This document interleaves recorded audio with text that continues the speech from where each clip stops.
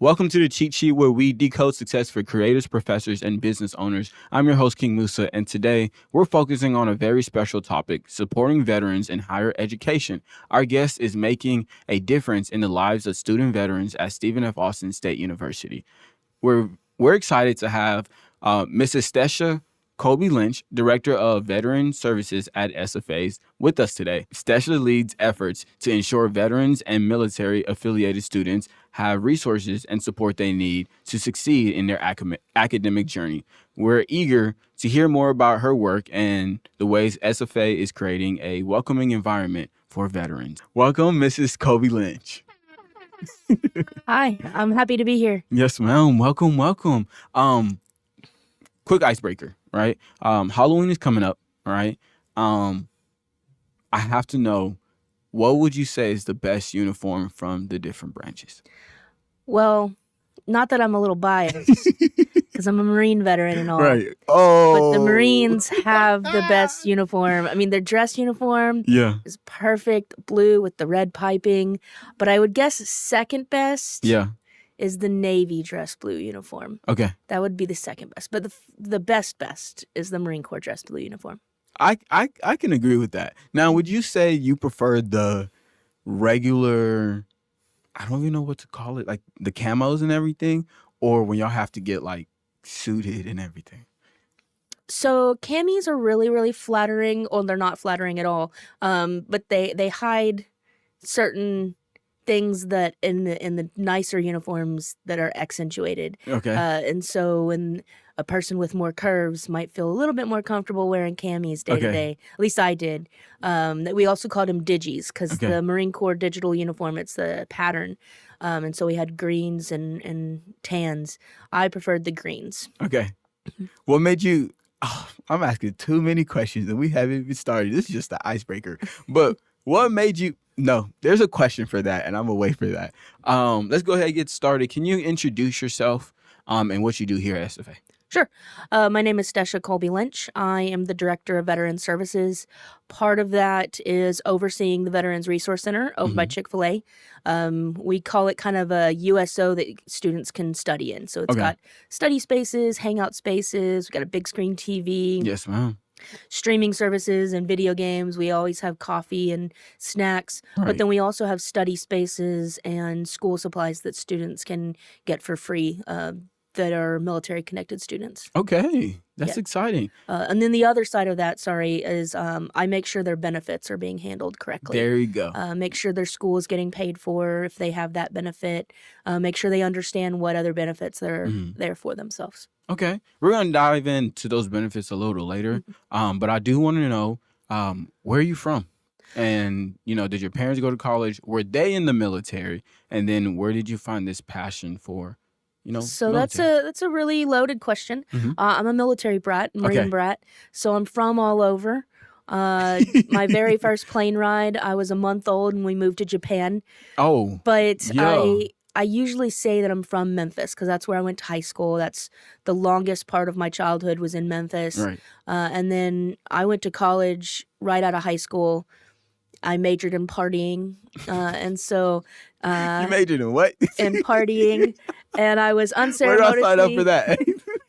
I was unceremoniously told I had to choose a different path than college. So I went to the Marine Corps. Right. But in the Marines, I learned discipline, and when I left active duty, I went to college and I started working in the veterans office, and I really discovered my passion for higher education there. Right. My parents were not college educated from when I was little. Right. My mom has never gone to college. My dad graduated from college when I was in high school. Yes, ma'am. And so I don't come from an highly educated background. I was the first of my siblings to graduate from college. Yeah. So you understand what it's like to be a first gen? I do, yeah. I understand what it's like. Okay. Now, I do want to know, outside of, I guess, like the higher education and military stuff, what do you like to do for fun? What are your interests, passions, and hobbies? Well, I'm also a grad student, so I'm a student veteran again. I'm doing a graduate program in creative writing. Right. I love to write. I actually authored a book that was published this year, and when I'm not writing or studying, I'm hanging out with my husband and my dogs. We have 4 dogs. Nice. Okay. Are all of those your dogs that are in the veteran services? So students that have been here for more than one semester, they might remember my old service dog, Hercules. He was the Yes. really big mastiff. He retired in April, and so Okay. now I have Annie. She's still doing on-the-job training. She's a lot smaller than Hercules. Right. She's only 40 pounds. But then also I have Augustus and Grayson. They're both pit bulls. Nice. Okay. You said creative writing was your major. Who did we have yesterday? Oh wow, now I feel bad. I had somebody literally yesterday who's the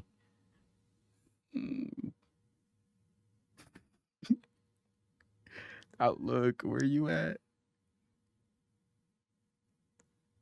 Elizabeth Tasker. Oh yeah, she's one of my professors. Yes. Yeah, she teaches, the class that I'm taking is Age of Satire. It's a very funny class to be taking during this political season. Yes. Yes, it but is. I'm learning a lot about 18th century British politics because that's the frame that we're looking at. Yeah, so I'm in one of her classes this semester. Man, that is so cool. So she's one of the chairmen, women. Chairwoman, yeah. Okay. My apologies. She's one of the chairs, and we were talking about it, like everything that you're talking about, her British literature, and even South Park. She was like, if you understand satire. She uses South Park a lot Okay. as examples. That's so cool. Okay, let's go ahead and dive into your career. I'm sorry about that tangent. So what is your vision for veteran services, especially the fact that you're also a student in it? That's kind of cool now, like getting to see both sides. I have to know. So my vision, if I had an unlimited budget, I would have a better space for our students. Okay. Where we're at right now is nicely located for the convenience of it being in the student center, but it gets really loud. If you go to Chick-fil-A anytime between 11 and 5, it is so loud. And all day, every day. Some of my students, they want to use the space to study. And then even within the space, it gets kind of loud when folks start, playing video games and sharing stories. Right. So my vision, if like I said, if I had an unlimited budget, would be to have a better space on campus that had separate study and hangout spaces. Okay. And then also office spaces for me and my student workers and a bigger staff. Right. So I have 8 student workers that work for me. Yes, ma'am. They handle anything from planning events. I've got one that handles my social media because I don't have time for that. Like I said, I'm a student again. And then I have some that help me with the benefits side of the veterans resources. That's so cool. Now, I think we got to take a step back now. I know that in the library, what is it called? That Student Success Center got put in there, and like all the first floor has all these different rooms that has been allocated for students, especially the international students. I don't know their department name. We're gonna use that word, right? And they're in the library too, and they have different office spaces. They also have the hangout area, the foyer and everything. I wonder if Neil will be interested in that. That's definitely something to bring up. I've talked about it at length with my boss, and she's talked about it at length with her boss, and that's where the conversation is right now. Right. Okay. The whole plan with the first floor of the library, that was way before me. Anything on a university, you don't just have an idea and then it happens. Yeah. It takes years sometimes to have an idea come to fruition. So I'm playing the long game. Yes, ma'am. Okay, I like that. Now, you did explain. Wait, where did you go to college again? So pre-Marine Corps, I went to Middle Tennessee State University. It's south of Nashville. When I left the Marine Corps and was actually a serious student, I went to Tarrant County Community College. Okay. And then I transferred to Texas Christian University. Gotcha. And that's where I graduated in 2014. Yes, ma'am. Okay. I want to know, how did you get from there to SFA and then into the director spot? Okay. So when I was a student at TCU, the VA doesn't pay you a whole lot to live on, and Fort Worth is a pretty expensive city to live in, Mm-hmm. especially since I wanted to live near campus, and that's a really affluent area of Fort Worth. So I needed a job. Right. So I took an on-campus job in the Veterans Center, and I really learned that I love working with other veterans in higher ed spaces. Yes, ma'am. And so when I graduated, I took a job that brought me out to Marshall, Texas. I was a veteran recruiter, advocate, advisor, Mm-hmm. certifier, all of the hats for Texas State Technical College. Okay. And that put me on the road a lot, which then brought me to Austin, Texas, working for the Texas Veterans Commission. Texas has a whole division, a whole agency dedicated to veterans Yes, resources. So everything from education to healthcare, workforce, all of that is handled by the Texas Veterans Commission. And so I worked on education, and I did that for 5 years. But growing up in the military, I got to move Right. every few years. Otherwise, I get anxious and I start thinking, okay, what's the next? And after 5 years in Austin, it got pretty expensive. And so my husband had the idea that we would just sell our house and we would move back to East Texas, Okay. where he's from. And so we'll be here for probably 5 or 6 years, and then on to the next from there. Yes, ma'am. Okay. So how did you get to actually work at SFA? So there was when we had the idea to move back to East Texas, I was looking around and trying to find places that would fit for what I wanted to do. Right. My husband's family's from Carthage. Nacogdoches was, it's an hour and a half south, or an hour south of Carthage. Right. And there was an opening in the registrar's office for a certifier, Right. which I had done previously. And so I took up that job, and I was here for about 6 months when I was approached with the idea of being a director. There was not a director position for veteran services. It was, things were done in different areas. Certifying was done in the registrar's office. Hazelwood was handled in the business office, and the Veterans Resource Center was its standalone thing. Okay. And so the idea that Dr. Fields had was to merge all of those together. Yes, ma'am. And so we've merged the Resource Center and certifying. I would love to have Hazelwood merged under us too, to create more of a one-stop shop Right. for my veterans and military-connected students. But I was approached with the idea of being director, and I jumped at the chance. Yes, ma'am. Okay. That makes a lot of sense. Okay.